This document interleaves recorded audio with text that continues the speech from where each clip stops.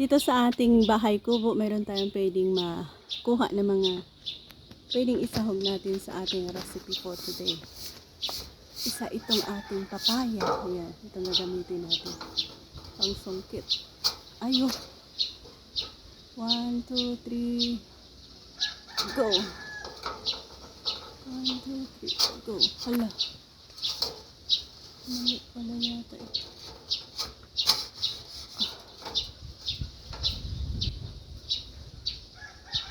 Oh. Hala, ang laki. Pag nandyan sa taas, feel mo maliit lang. Pero pag bumagsak na siya, ganyan na siya kalaki. Oh. Sobrang laki, no? Ang bigat niya. So, isa itong masarap na recipe ang ating ibabahagi sa inyo.